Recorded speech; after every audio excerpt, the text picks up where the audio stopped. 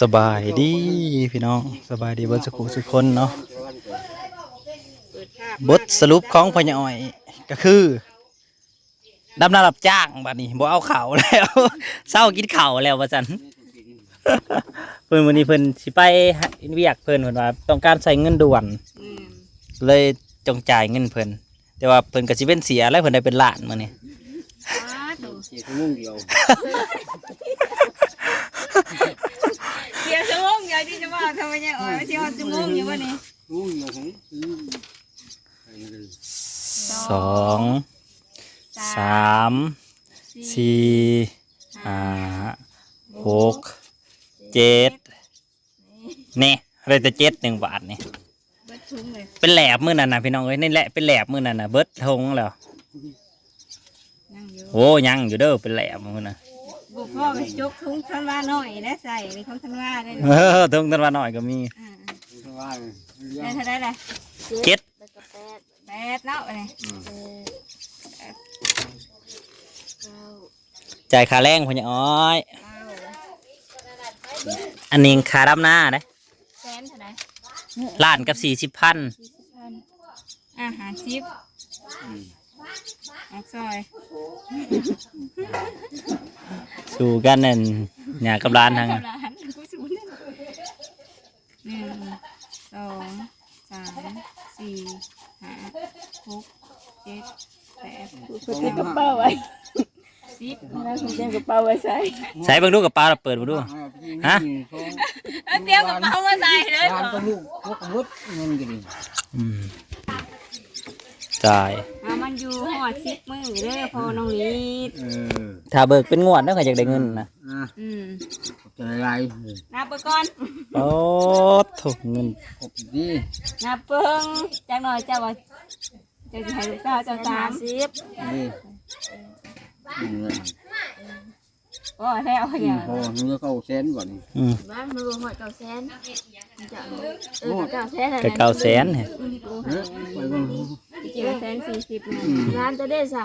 นั้นนะก็ใช้เงินหิว เอาไว้ ไปทำพวกนี้มัน สู้กันละทางถึง เอาไว้ให้ ร้านอีก ให้ร้านนี่ ฝากไป ฝากไว้ ไป ให้ ก่อน ร้าน เบิก เดี๋ยว ข้ามาเลย เอายืมถ่ายรูปแน่ ยืมไปเลย เลยสิพาไป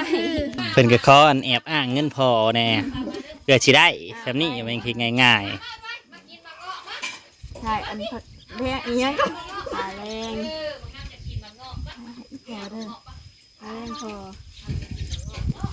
ขายเป็นราคานะหูแล้วในที่ไม่ว่าก็ได้ ๆโอ้ ขายไว้ลงเพื่อนเล่าบ่อยู่กันไว้เบิ่ง แล้วก็1เอาเสียงถึงจะเจอ โหเราทำงานได้เป็นล้าน แถว พับตาอีกวะ ขายไว้ให้พ่อไว้ความภูมิใจของพ่อสิได้จักบาทเด้สิได้จักมื้อเด้ น้อย อ้าว มึงบ่ทายอยู่พุ่น ผมไปถ่ายทั้งเนาะผมว่าจังแจ้งแจ่มเลยแหละ น่าสิพาไปยัง ถ่ายไว้หูปพอนะ ทายไว้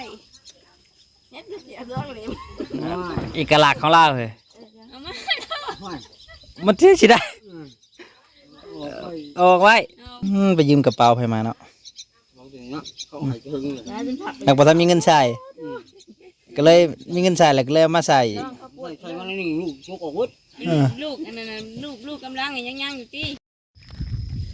จ่ายค่าแห้งพอน้องลีดไปแล้วพี่น้องเลยพ่อใหญ่อ้อยตะกี้ก็ว่าสิเฮ็ดน้ำสิกินน้ำแต่ว่าเราก็ตะกี้นะให้จะว่าสิจ่ายครึ่งหนึงแล้วครึ่งหนึงเอาไว้กินเอาพอได้กินพอบ่ได้ซื้อ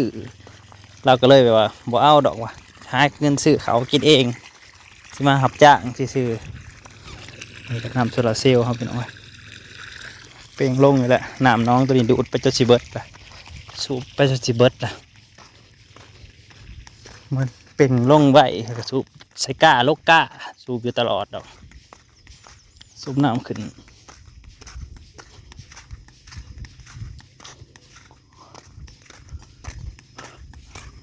แล้วจักตัวอ่ะ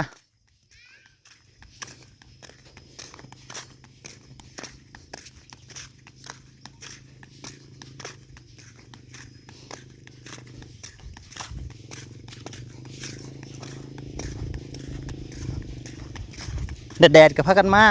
หมูบพังเดินตามมาเบิ่ง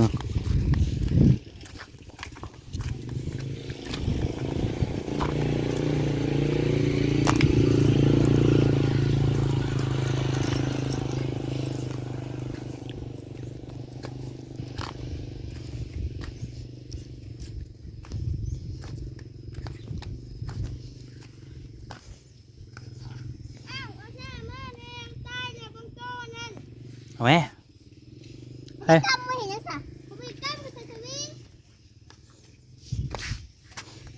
บ่ได้ประคอบ่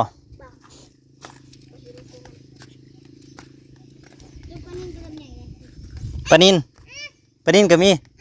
ลงมาแต่น้องบ่กระสอนเอาสวิงน่ะสอนเอาสิไปยังแก่ไปบางเนี่ยผมไว้แซวๆอยู่ผู้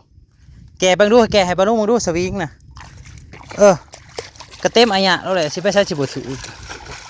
เบิ่งนึงกว่าห่าน ของเราเองอันนี้ มันก็ถือกอยู่แก่ไปให้มันสุดผู้ เอาสิไล่ไข่เจ้าเด้อเด้อนี่ซิวนี่หมูป้าติดเลย อันนี้ปลาซิวลายฮะ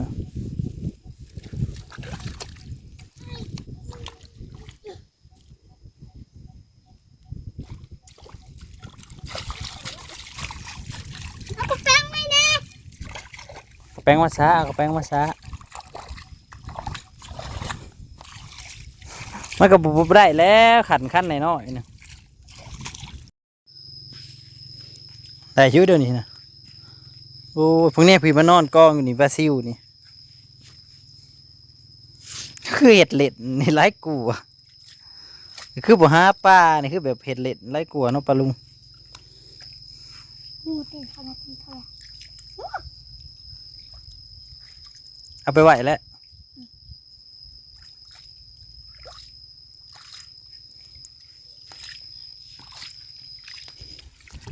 ซาปลาพี่น้องเอ้ยเอ้าซาปลาเฮาน้อยเอ้ยลาปลาซิวหนู ถึงมันหนาพวก โอ้ยเมื่อกะอาบน้ำตุ่ม ถึงนั่นแหละ บ่ได้ให้เล่นแล้วให้อาบซื่อๆสิเล่นน้ำได้เดี๋ยวนี้ ใส่กระติกก่อน เอามากระติกเอามา อันนี้ก็บุมีปลาข้างนั้นก็มีปลา ถ้าเบิ่งโลดนี่วันนั้นซะแล้วเขาก็เป่งทางน้ำมาบัดนี้เขาก็บ่ต้องสะมันเป่งเอาซื่อๆนี่เอาสำไรปลาบอกวิธีการซาปลา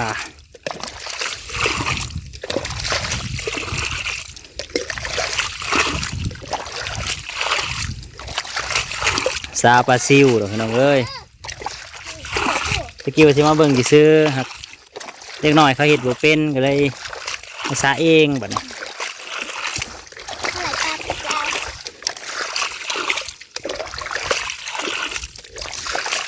ระวังน้ำขาดมาเลยให้ว่าก็ได้ซาจนเหนื่อย นี่มันสิขาดแล้ว ปันขั้นขั้นที่ขาดขั้นที่ขาด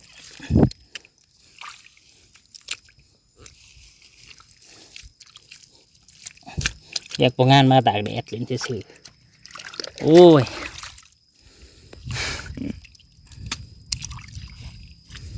จะไว้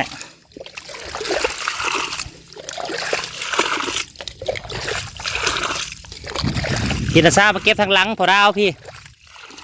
ต้นอะปลาไปเลยครับปิ่งลงมามันก็เต็มเลย พุ่นเห็นก็ได้เออ ปิ่งน้ำมาให้น้ำปิ่งน้ำมาให้น้ำนะซาปิ่งมาน้ำ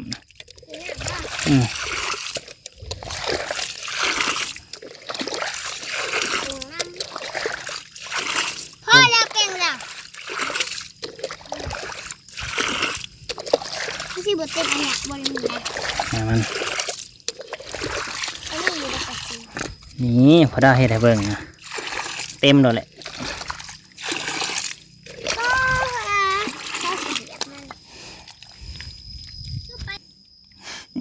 ปลาซิวเซลอยู่ผู้ เบื้องพอดาวสิซาให้มันเบิดไปเลย ผูกก็เสียราคาผูกกระไรเอาเด้ทีนี้โทรมาเรื่องที่ไรพอดาวตัวตายแล้วก็มี โอ้ปอดบาซิล กุ้งก็มี เอาสิมาซาไปปล่อยจะเอาไปปล่อยป่ะเนี่ย ไม่ได้บอกไปปล่อย โอ้ยอึดขนาดเจ้าแซวอยู่ ให้นี่นะกุ้งเอาไปเลยไม่ปล่อยไม่ปล่อยคือกันตายอ่ะเขียนใจเขียนกระซิวนะ มึงรู้เถ แม่ อะ มึงทางผูก นี่จะเอาสวิงไปตั้งอะไรกะเอามือซาใส่สวิงเจ็ดใส่ สวิงมาสวิง มาซอยกัน มาขอสิพิซซ่าเดี๋ยวหน่อยเด้อ ซาใส่นี่ซาวิทย์ใส่สวิงยกขึ้นวะนี่ยกขึ้นไปเก็บไปเก็บไปเก็บซอยกันหลายบาซิลหลาย เห็นนี่ก็ได้เลยเอาขอสิซ่าอีก ไปผู้หนึ่งซาผู้หนึ่งเก็บเอาผู้หนึ่งก็ถากเก็บผู้หนึ่งก็มาซาอะไรก็ไปถอกมาซาอะไรก็ไปถอกต้องเฮ็ดคนละแผนกการมันจังสิเร็วสั่นปตากแดดอยู่นี่เด้อ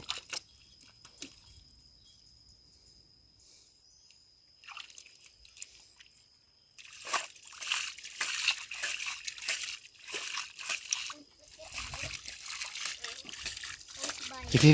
มึงดูพี่อาซา จดมันสิตายป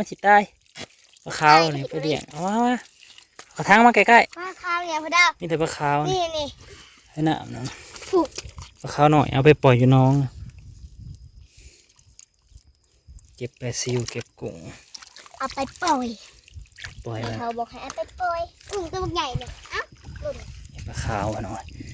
แล้วมันก็เพิ่งออกแม่ให้ลูกเขาก็ได้กินอยู่น้องเฮา เอาหยันไปนี่ใครก็พอเขาบุกอยู่กับนี่ว้าวตัวใหญ่เลยพอดาวใหญ่เนี่ยเต้นออกจะไปเห็นอะไรกับกุ้งตัวใหญ่ เก็บปลาซิวเก็บกุ้ง นั่นละไว้ เลยบนออกบนหน้าเฮาไปหน่อยจับปูจับปลาตัวนี้แหละ สิไรให้ยาเลยเฮ้ยแม่ ปลาก็เป็นปลาใหญ่ปลาเตะเดี๋ยวปลาซิวมันน้อยซิวพูดได้หน่อยไปเก็บไว้ทางไหนมันเพิดแน่มึงรู้เซลอยู่ปะ จะเอาอะไรก่อน อันนี้ปลาขาวหน่อย ไล่มาพี่เบาเก็บบึงรูปอ่ะนี่เฮ้ เดี๋ยวลง ขับงูนี่เหยียบมันอยู่ให้เหยียบคอยอุ้ยขับงูเห่า งูเห่ามันจะใส่เด้ จิตตีนข่อย พอกันใหม่ครับขอบคุณเวลาที่เข้ามารับชม เฮ้ ขอบคุณประจุทุกคน เหยียบ